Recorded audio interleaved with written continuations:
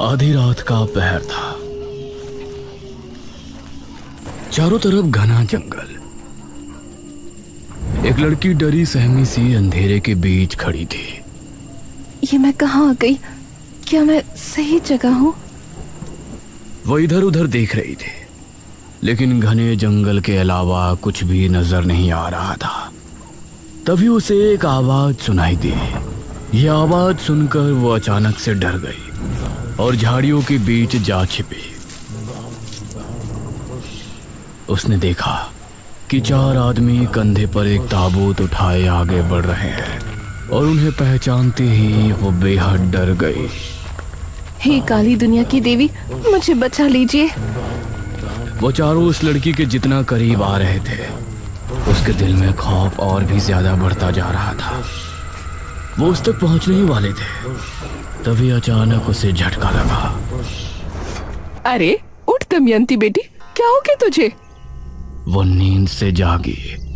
उसने देखा कि उसकी माँ उसे जगा रही थी और वो पूरी तरह से पसीनों से भीगी थी। हाँ, हे भगवान, शुक्र है सपना ही था। ये रोजाना सोते समय क्या हो जाता है तुझे? पता नहीं माँ, क्यों रोज रोज एक ही सपना आता है, पता नहीं क्यों। दमयंती बिस्तर से उठी और फिर उसने अपने माँ बाप के साथ नाश्ता किया। उसके पिता एक किसान थे और खेती करके ही वो अपने और अपने परिवार का घर चलाते थे। एक शाम उसके पिता खेतों से वापस नहीं लौटे और शाम हो चली थी। ये कहाँ रह गए? मुझे बहुत चिंता हो रही है इनकी। माँ, मैं पिताजी को देख कर आती हूँ। अच्छा ठीक है बेटी, चल मैं भी तेरे साथ चलती हूँ। नहीं माँ, मैं चली जाऊंगी। आपके घुटनों में पहले ही दर्द है, आप यहीं आराम कीजिए। संभल के जाना बेटी। दमयंती अपने पिता को ढूंढने के लिए घर से निकली और खेतों की तरफ चली गई।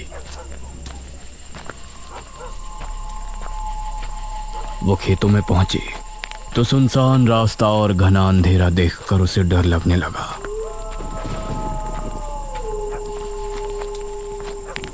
हे भगवान, रात में तो ये इलाका कितना डरावना लग रहा है। वो तेज तेज कदमों के साथ आगे बढ़ रही थी। तभी दमयंती, उसे एक आवाज सुनाई दी। कौन कौन है? दमयंती, मेरे पास चली आओ, तुम अभी इस दुनिया के योग्य नहीं हो। ये आवाज सुनकर दमयंती बेहद डर गई। हे भगवान, मुझे ये आवाज बार बार क्यों सुनाई देती है? तभी उसे कुछ ही दूरी पर एक बड़े से पेड़ के नीचे एक आकृति दिखाई दी। कौन है? चली आओ दमयंती, तुम इस दुनिया के योग्य नहीं हो। ये देखकर उसके माथे पर पसीने आ गए और वो डर कर वापस से घर की तरफ भागी। लेकिन उसके कानों में बार बार वही आवाज आ रही थी। चली आओ दमयंती, तुम इस दुनिया के योग्य नहीं हो। दमयंती, मेरे पास चली आओ, तुम अभी इस दुनिया के योग्य नहीं हो। और लंबी लंबी सांसें लेने लगी।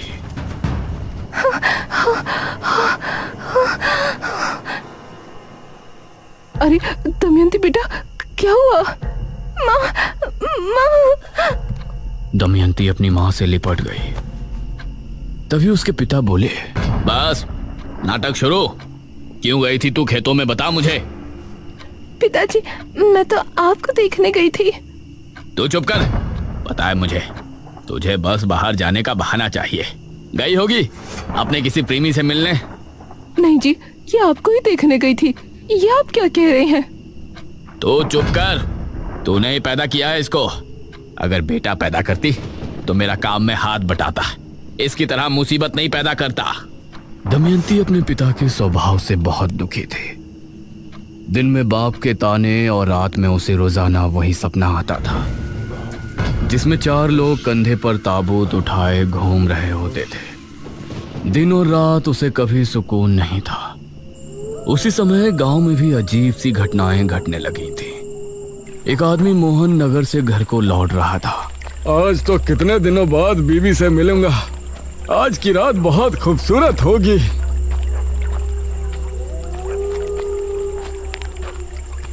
नौजवान, जरा इधर देखो। यह आवाज सुनते ही मोहन ने पीछे पलट कर देखा। उसने पाया कि पीछे भड़कीले कपड़े पहने एक लड़की खड़ी है। गोरा मखमली बदन, काले घने बाल।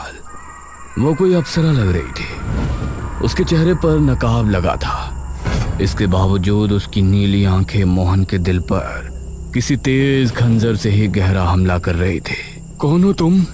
मेरे करीब आओ मोहन, अपनी पत्नी को भूल जाओगे। ये सुनकर मोहन के चेहरे पर मुस्कान छलक आई और वो भागकर झट से उस लड़की के गले लग गया। वो उसकी कोमल कमर पर हाथ फेर रहा था। तभी उस लड़की ने भी उसे कसकर गले लगा लिया। तभी मोहन को उसके शरीर की गर्मी महसूस हुई। तुम इतनी गर्म कैसे हो रही हो? यह कहते हुए वो उससे अलग हुआ तो अब उस लड़की की आंखें लाल चमक रही थी। ये देखकर मोहन का दिल दहल उठा और उसकी चीख जंगल में गूंज कर रह गई।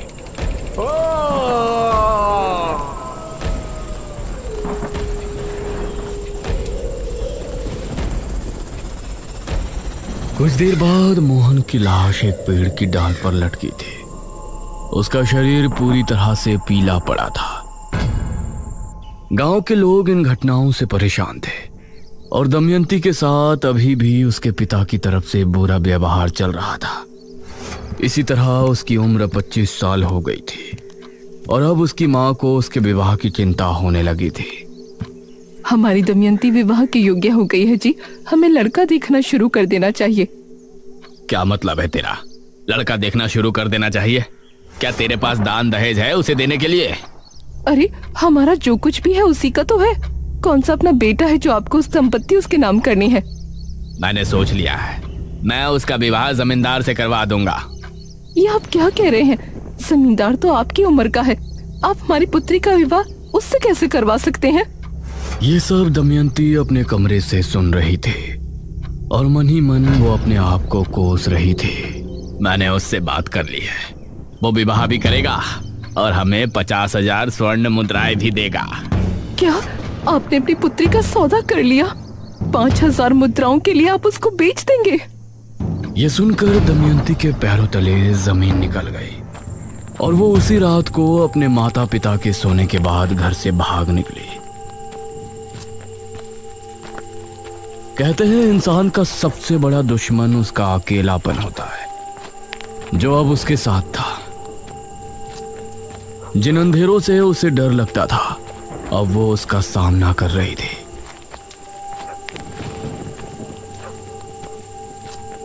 वह जंगल में एक पुराने से झोपड़े में रहने लगी, लेकिन अभी भी वो आवाजें उसका पीछा नहीं छोड़ रही थी।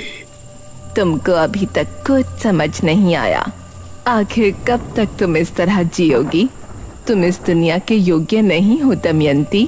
आ जाओ, मेरे पास चली आओ।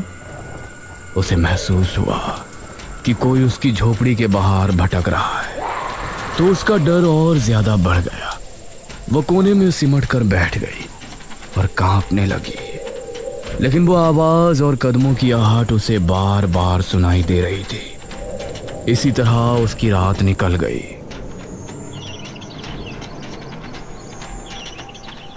मैं यहाँ नहीं रह सकती। मुझे इंसानों के बीच ही रहना होगा, वहीं मैं सुरक्षित हूँ। इसी सोच के साथ दमयंती उस समय विजयनगर के राजा भीम सिंह के यहाँ हाजिर हुई। उसे देखकर महाराज के मन में अजीब भावनाएं उत्पन्न होने लगीं। सुंदरी, कौन हो तुम? दमयंती ने महाराज को अपनी पूरी जीवन गाथा सुनाई, जिसे सुनकर महाराज को बहुत आश्चर्य हुआ। दमयंती, हमें बहुत अफसोस है कि आपके साथ इतना कुछ हुआ, सिर्फ इस वजह से कि आप कन्या हैं। इतना कुछ होने के बाद भी आपने कोई गलत कदम नहीं उठाया। हम आपकी सराहना करते हैं और आपको अपने महल में रहने का प्रस्ताव रखते हैं। ये सुनकर दमयंती बहुत खुश हुई।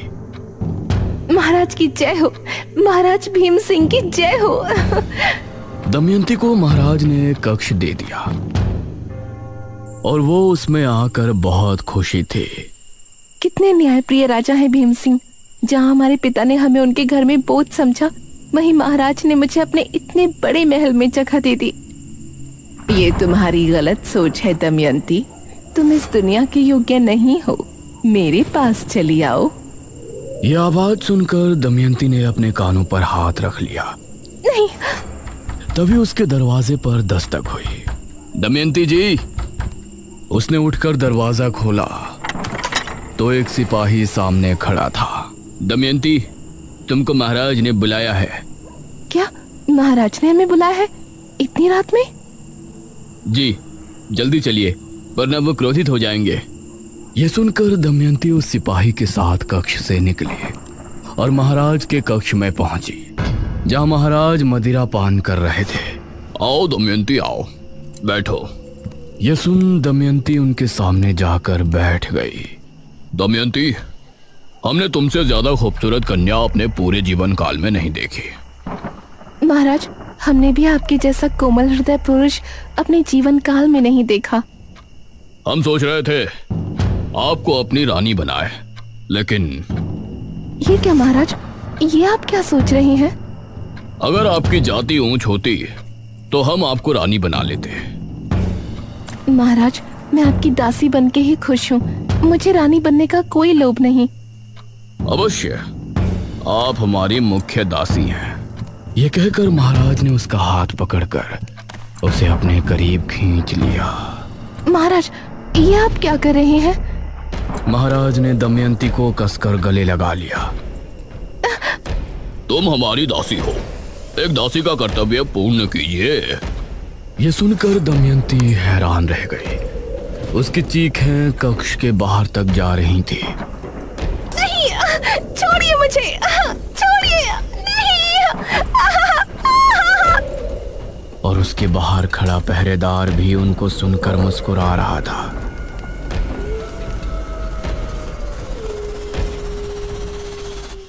आधी रात के समय महाराज को नींद आ गई, लेकिन दमयंती वहीं पड़ी रो रही थी।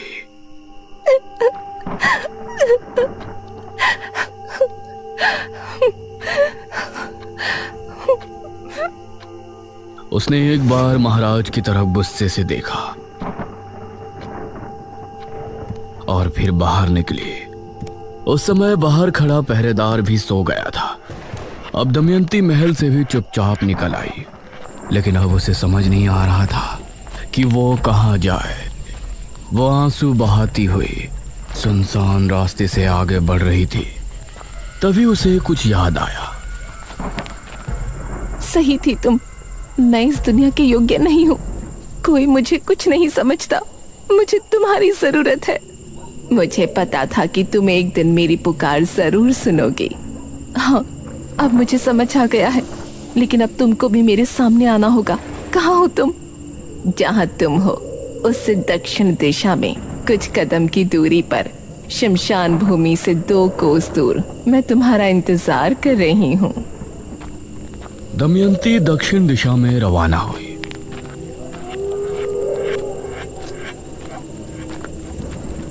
और कुछ कदम चलने के बाद वो शमशान भूमि पहुंची।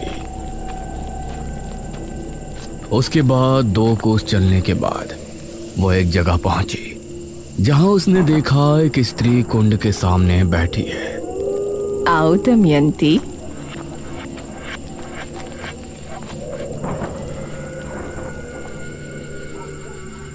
कहिए, आप मुझे कैसे जानती हैं?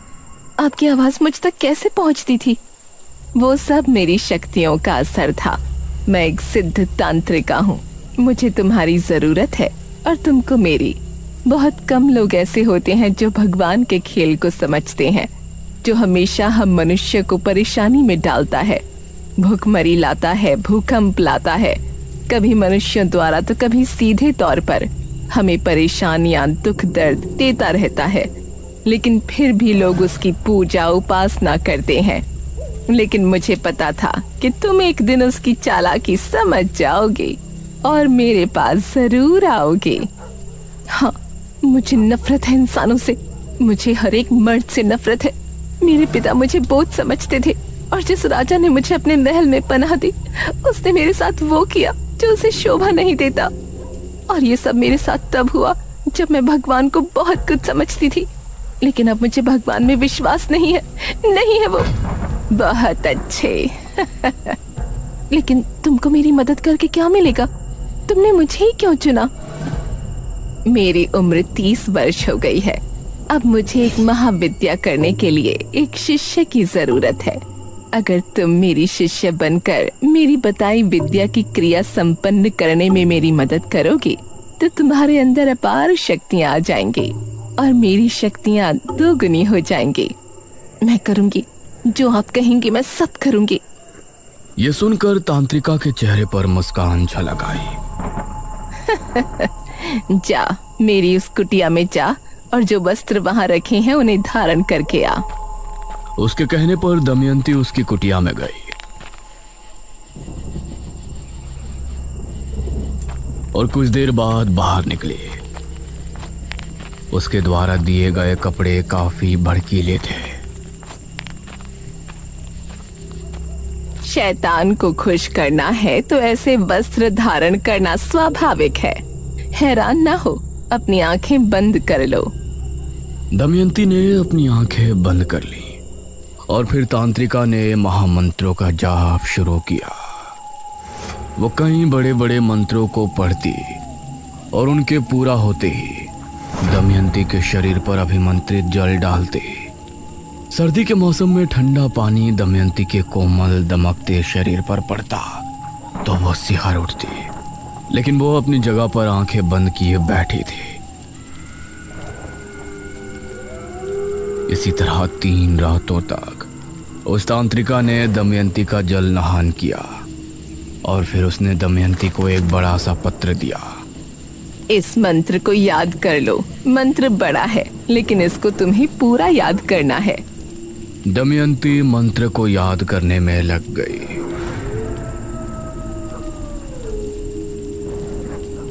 वह पूरे दिन उस पत्र को लेकर बैठी रहती और करीब 4 दिनों में जाकर तांत्रिका, अब मुझे वो मंत्र पूरा याद हो गया है। बहुत अच्छे। ये कहकर तांत्रिका ने दमयंती के सामने एक मटका रखा और बोली, आज से तुमको मध्य रात्रि से लेकर सुबह होने तक वही मंत्र पढ़ना है और हर मंत्र के पूर्ण हो जाने पर इस मटकी के पानी में फूंकना है। जी, जैसा आप बोले। ये कहकर दमयंती वो क्रिया करने में लग गई। अब तांत्रिका अपनी कुटिया में आराम करने लगी और दमयंती ने पूरी रात मंत्रो जाप किया। सुबह सूरज निकलने से पहले तांत्रिका उसके पास पहुंची। बहुत अच्छी दमयंती, अब तुम विश्राम कर सकती हो। यह सुनकर दमयंती खड़ी हुई और फिर कुटिया में चली गई और वो तांत्रिका उस मटकी को लेकर घने जंगल की तरफ चली गई। ये तांत्रिका कहाँ चली गई?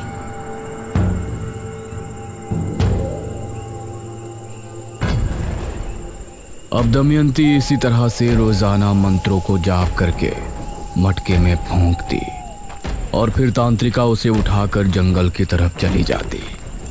और ये देखकर न जाने क्यों दमयंती के दिल में सवाल उठ रहे थे। ये तांत्रिका आखिर रोजाना जाती कहाँ है? एक दिन दमयंती चुपचाप तांत्रिका के पीछे चली गई। तांत्रिका बहुत ही घने जंगल में जा रही थी। जहां जाते समय दमयंती को भी डर लग रहा था। उसने देखा कि तांत्रिका एक बड़ी सी मूर्ति के सामने जाकर रुकी और उसने अपना नकाब हटाया तो पता चला उसका आधा चेहरा झलसा हुआ था। ये देखकर दमयंती चौंक पड़ी। शैतानों की देवी, क्रिया पूरी होने वाली है, अपना आशीर्वाद दीजिए।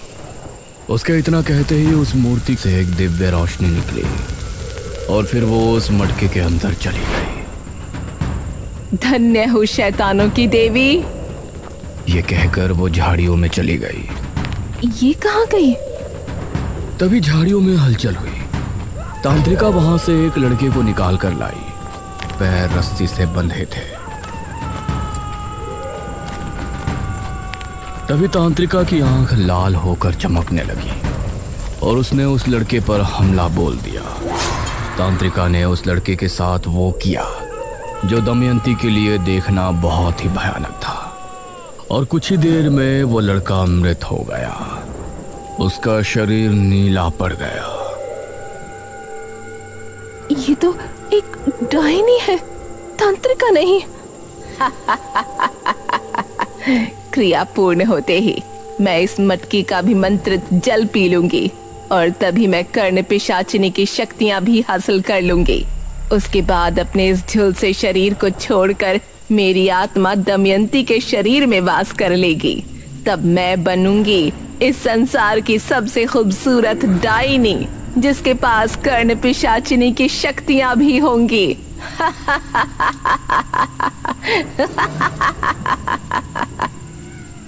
ये सुनकर दमयंती के पैरों तले जमीन निकल गई। वो वहां से भागी और चुपचाप आकर अपनी जगह पर लेट गई। अब मैं क्या करूं? ये सिर्फ मेरा इस्तेमाल कर रही है। ये मुझसे क्रिया करवा रही है जिससे ये किसी कर्ण पिशाचिनी की शक्तियां हासिल कर लेगी और मेरे शरीर में वास कर लेगी। इसका मतलब मैं मर जाऊंगी। दमयंती को अब बहुत ही बुरा लग रहा था, लेकिन इस बार उसने इस मुसीबत से निकलने का एक हल खोज लिया था।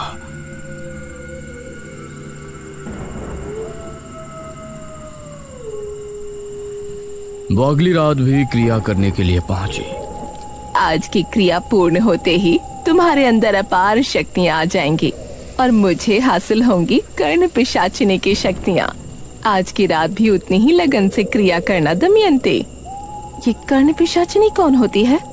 कर्ण पिशाचिनी में वो शक्ति होती है कि वो सामने मौजूद इंसान के मन की बात सुन सकती है और किसी इंसान को देखकर उसका भूतकाल भी जान सकती है। यह सुनकर दमयंती ने कुछ सोचा और फिर क्रिया करने बैठ गई, जो कि आखिरी रात थी। आज रात तांत्रिका को भी नींद नहीं आ रही थी। वो दमयंती के पास बैठकर उसे निहार रही थी। दमयंती को मंत्र पढ़ते हुए सुबह होने ही वाली थी। तभी डायनी खुश होते हुए खड़ी हुई और दमयंती की तरफ बढ़ी। वो उस मटकी को उठाने ही वाली थी कि तभी दमयंती ने अपने कमर बंद में छिपा खंजर निकाला और तभी डायनी जमीन पर गिरकर तड़पने लगी। और तभी दमयंती ने मटकी उठाकर अपने मुंह से लगा ली। यह देखकर डायनी चिल्ला उठी। नहीं! दमयंती ने पूरा पानी पी लिया और मटके को जमीन पर मारकर फोड़ दिया। डायनी एक तेज चीख के साथ राख बनकर खत्म हो गई। दमयंती अभी उसे देख ही रही थी कि तभी तेज हवा चली और तूफान आ गया। दमयंती अपने आप हवा में उड़ गई। नहीं! और वो उसी मूर्ति के सामने जाकर गिरी। दमयंती, तुमने डायनी को उसकी क्रिया के समय मार डाला, इसीलिए अब डायनी की सारी शक्तियां तुम्हारे शरीर में आ चुकी हैं। इसके साथ ही तुमने जो क्रिया की थी उसके जरिए कर्ण पिशाचिनी की शक्तियां भी तुमको हासिल हो गई हैं। अब तुम हो मेरी सबसे प्रिय शिष्य, सबसे ज्यादा शक्तिशाली और सुंदर डायनी दमयंती। ये सुनकर दमयंती ने उसके सामने हाथ जोड़ लिए और भयानक अंदाज में हंसने लगी।